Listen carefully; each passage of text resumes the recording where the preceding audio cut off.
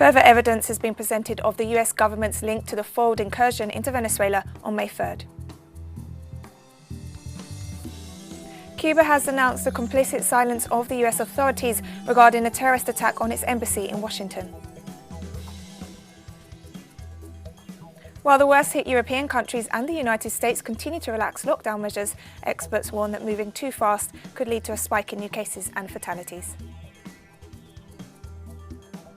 From the headquarters of Telesur English in Havana, Cuba, this is From the South, I'm Katrina Goss.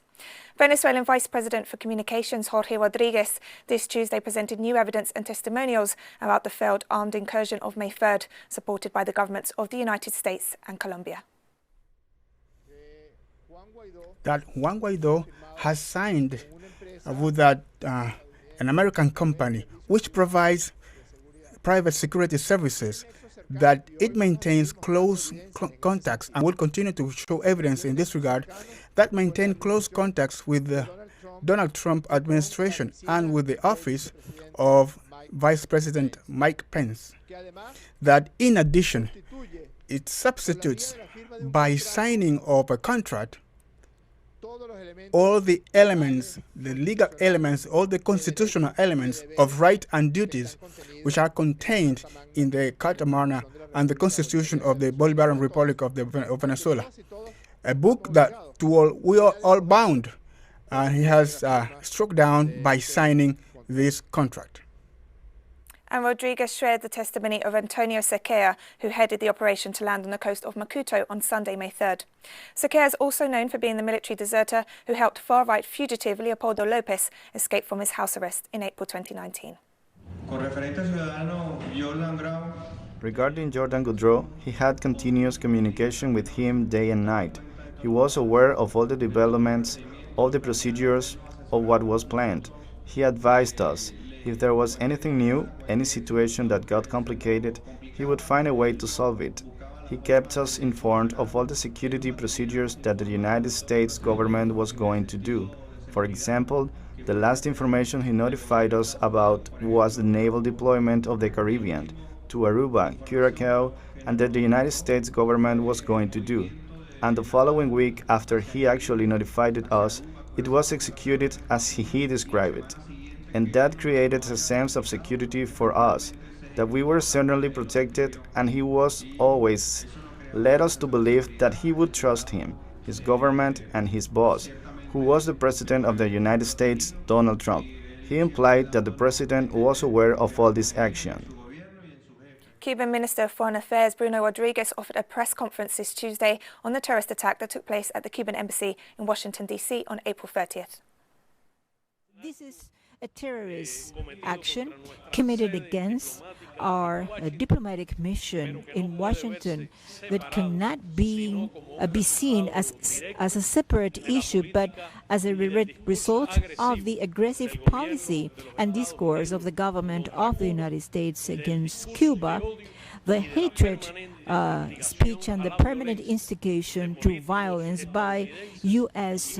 politicians and extremist groups, anti-Cuban extremist groups who have turned these sort of attacks into a way of life. And the foreign minister showed proof of the connections between terrorist Alexander Alasso Barro and extremist anti-Cuban organizations operational in the United States and condemned the silence of the U.S. authorities on the attacks. He invited U.S. Secretary of State Mike Pompeo to provide further information about the motives behind the terrorist attack. The government of Cuba expects that there be a thorough investigation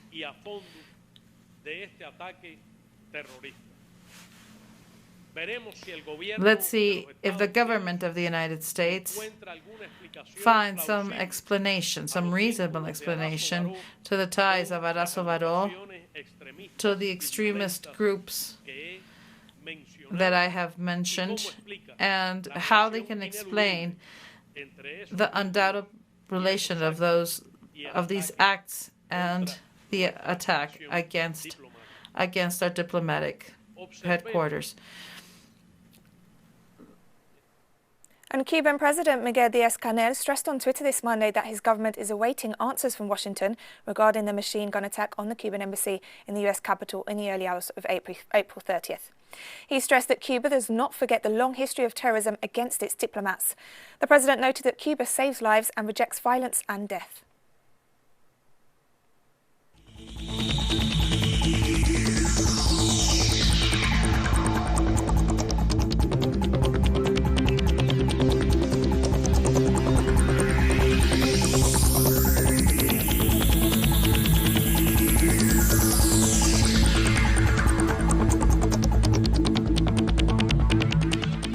New curfew hours have been announced by the Jamaican government to curb the spread of the novel coronavirus. Jamaican Prime Minister Andrew Holness announced on Monday that the 12-hour lockdown, which currently runs from 6 p.m. to 6 a.m. each day, will be adjusted as of Wednesday to apply from 8 p.m. to 5 a.m. He said the relaxing of the curfew hours is aimed at promoting economic activity as the government continues to ensure that public health is protected. The Prime Minister also stressed that the curfew would be tightened from Sunday, May 24th, the eve of Labour Day, a Jamaican national holiday, and will run from 3 p.m. until 5 p.m, similar to over the Easter holiday period. Jamaica is the third hardest hit country in the Caribbean region, with more than 500 cases and 9 COVID-19 fatalities. So this will determine the number of persons. With more than 25,000 people laid off or having lost their income due to the COVID-19 pandemic, unemployment in the Bahamas is projected to exceed 30%. Prime Minister Hubert Minnis, speaking during a national address on Monday, painted a grim picture of the country's economic future and stressed that the government will be forced to make uncomfortable and painful decisions. Minnis estimated that the economy could shrink by between 14% and 20% during 2020, representing a historic one-year decline due to the devastation of the tourism industry in the midst of the pandemic. However, the Prime Minister noted that the upcoming budget will provide support for those still recovering from the damages caused by Hurricane Dorian and the economic hardship sparked by COVID-19. The Bahamas has reported 93 coronavirus cases and 11 fatalities.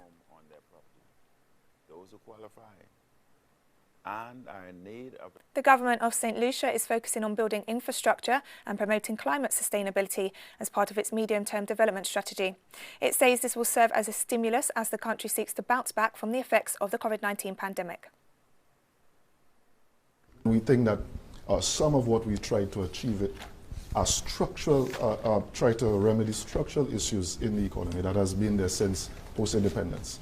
And so essentially pre or post-COVID, this will remain. And so the government needs to still continue these initiatives. However, we see the MTDS now being positioned as sort of coming and give a stimulus during this time. So it's really about the issue of timing. If we fast-track some of these initiatives, particularly infrastructure projects, we have a very ambitious road infrastructure project.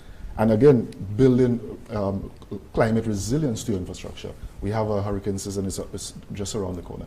So we see the medium-term development strategy now doubling up as a sort of a stimulus in the short term by providing an injection of resources into the economy through capital projects, but also helping us and putting us on a platform that we could have a quicker recovery. The number of COVID-19 cases continues to climb in Latin America, with Brazil as the worst hit country in the region. Brazil has reported over 172,000 cases and almost 12,000 deaths, ranking 8th in the world in terms of the number of cases confirmed. Peru comes second in the region with close to 69,000 confirmed cases and almost 2,000 fatalities. Meanwhile, Mexico has surpassed Chile and Ecuador, reporting more than 36,000 cases and a death toll of over 3,500. Argentinian President Alberto Fernandez announced the extension of the country's lockdown until May 23rd, but some restrictions are to be lifted in the capital. The easing of measures in the rest of Argentina will be supervised by governors, mayors and the national executive. President Fernandez announced that measures will be lifted on the condition that they don't cause a spike in the number of cases, and harshly criticized those who demand lifting the quarantine for economic reasons. We are doing all of this basically because we know the problem that the economy is going through with the impact of the quarantine. We are not ignoring it, but once again we reaffirm, because I'm sure I'm speaking for all three of us, that what we care about most is taking care of the health of our people. That what we care about most is preserving the lives of our people. In the capital city area, the announcements include the lifting of restrictions on trade and recreational outings for children. A partir del martes. From Tuesday onwards, bookstores, flower shops, toy shops, perfume shops, decorations, electrical materials, household appliances, and musical instrument stores would be opened. From Thursday, I mean this week that starts now, bicycle, commercial premises, motorcycle, real estate, furniture, jewelry, matches, and the rest of high street shops will also open. All activities must follow very strict guidelines of social distancing, care and sanitation. In addition, these shops will be open from 11 a.m. to 9 p.m. On weekends, children under 16 will be able to go out for a walk around their houses, no more than 500 meters away, with their parents. And so President Fernandez set in motion the third phase of preventive and mandatory social distancing.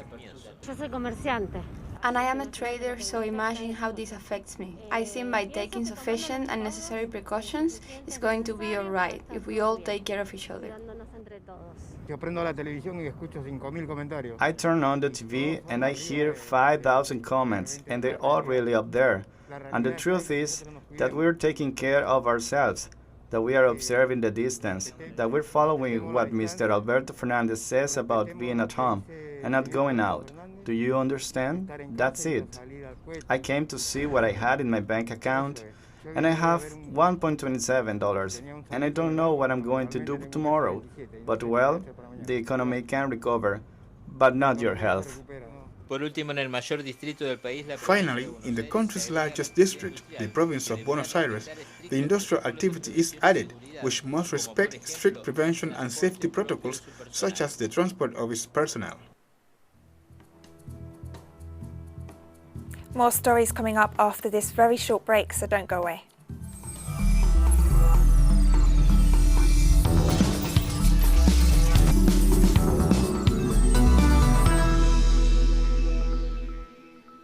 Welcome back to From the South. The United States' top infectious disease expert testified at a Senate hearing this Tuesday that moving too quickly to ease restrictions could undermine the country's quest to return to normal. Dr. Anthony Fauci is one of 4 top government doctors who testified remotely at a high-profile hearing before the Senate Health, Education, Labour and Pensions Committee. The 2-hour hearing, titled COVID-19 Safely Getting Back to Work and Back to School, was the first chance lawmakers had to publicly question the officials in Congress since President Trump declared a national emergency 2 months ago. More than 82,000 people have died from COVID-19 in the United States. Dr. Fauci cautioned that the real number is likely to be higher and it will grow even more if some areas of the country reopen prematurely, triggering an outbreak that may not be possible to control. Russia confirmed nearly 10,900 new COVID-19 cases in the last 24 hours, bringing the total to more than 232,000, the third highest number worldwide. Russia now has the world's second fastest rate of new infections, according to the official data, behind the United States. Despite reporting more than 10,000 new cases a day for over a week, the government announced on Monday that a non-working period in place for 6 weeks would be lifted from Tuesday. A lockdown in Moscow, the epicenter of the outbreak in Russia, remains in place until the end of May. However, some restrictions are being lifted. Some 500,000 employees of industry and construction companies are now allowed to return to work. Meanwhile, authorities have made it mandatory to wear masks and gloves in shops and on public transport.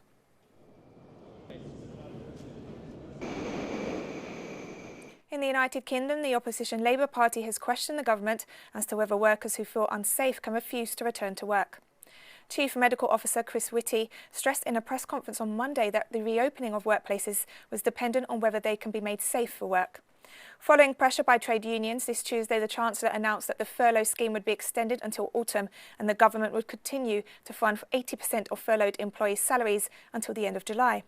However, from then on, employers will be asked to pay some of the 80% salary, sparking fears that many will be forced to go back to work. The UK COVID-19 death toll has surpassed 32,000 according to official figures, with over 226,000 cases nationwide. Trains and roads after Boris Johnson. The Italian government relaxed some coronavirus restrictions across the country from May 18th. The central government has decided to give power to regional authorities to lift restrictions on businesses, which had originally been due to open from June 1st. The move, announced late on Monday, came after pressure from regional leaders to be allowed to establish their own reopening plan. However, safety measures will need to be implemented before the establishments can open. Italy, one of the world's worst hit countries by the pandemic, has reported over 221,000 cases, while the COVID-19 death toll has reached almost 31,000, the third highest in the world. The Spanish Health Ministry reported on Tuesday that the number of newly diagnosed coronavirus cases fell to its lowest number in more than 2 months. Health authorities identified 594 new cases on Tuesday, bringing the total to over 228,000. Meanwhile, over 170 new COVID-19 fatalities were reported, taking the death toll to almost 27,000. The Spanish government has ordered a 2-week quarantine for all overseas travellers arriving in the country from May 11th in a bid to curb the further spread of the virus. The state of emergency is due to end on May 24th, but Spain has so far extended its restrictions 4 times since mid-March. And also in Spain, the Council of Ministers on Tuesday gave the green light to a royal decree extending the temporary employment regulations imposed in the midst of the coronavirus pandemic until June 30th. The scheme allows businesses to lay off staff or reduce their hours, with the government paying 70% of wages relating to hours not worked and employers paying social security. Spanish Prime Minister Pedro Sánchez signed the extension of the measures after difficult negotiations with leaders of employers' associations and trade unions, as the regulations were initially due to end when the state of emergency does, which would have impacted more than 3 million workers.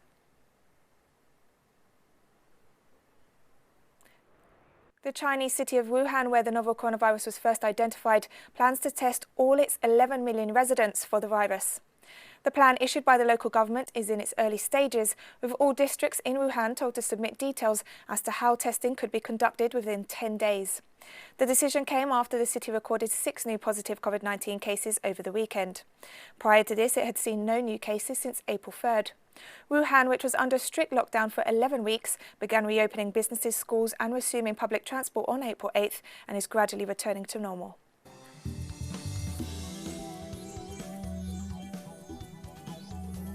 And we're taking one last short break now, but stay with us for more.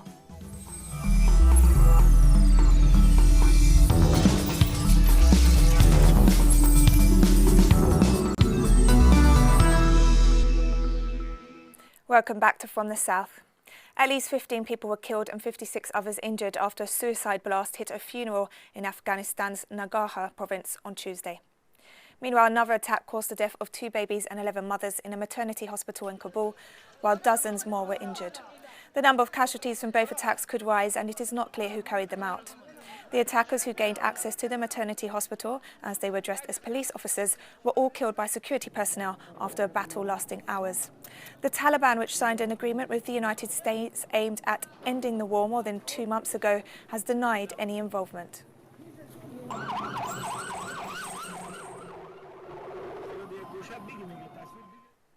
The number of coronavirus cases in South Africa surpassed 10,000 on Monday as the government expressed concern that the city of Cape Town could become an epidemic hotspot. Health Minister Sireleni Mkhize noted that with concern that the Western Cape and Eastern Cape provinces combined make up 84% of the total number of new cases, which is going to require even stricter restrictions. Despite increasing numbers of daily infections, the minister said they were encouraged by the number of recoveries, which stands at more than 4,300. South Africa has the continent's highest number of confirmed cases, but a relatively low number of COVID-19 fatalities, which is thought to be due to widespread testing. Since May 1st, the government has been gradually easing the lockdown measures. Since May 1, the government has gradually eased the lockdown. Mauritius has declared itself coronavirus-free, having not reported any new cases for 15 days, and with all those confirmed having recovered. According to the Ministry of Health and Wellness, the Indian Ocean island has registered 332 COVID-19 cases, the same number of recoveries and 10 fatalities. The report also added that more than 73,000 COVID-19 tests have been carried out in the country, which has a well-developed healthcare system. Approximately 73% of health services are provided by the public sector. With a population of 1.2 million people, Mauritius ranks as one of Africa's highest GDP per capita economies with a high Human Development Index.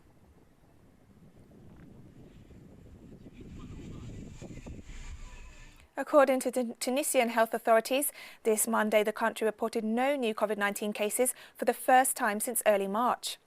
The Tunisian government also announced that it would further relax restrictions on movement and businesses.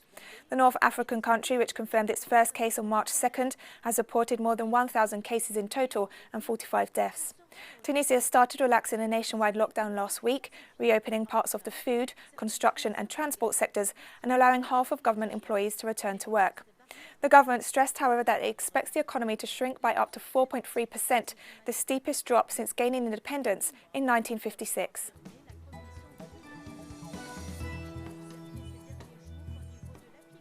International Nurses Day is celebrated around the world every May 12th. The date marks the anniversary of Florence Nightingale's birth. And we finish this news brief with a video from the Director General of the World Health Organization to mark the occasion and congratulate all nurses on their day. For Telesur English, I'm Katrina Goss, and thank you for watching.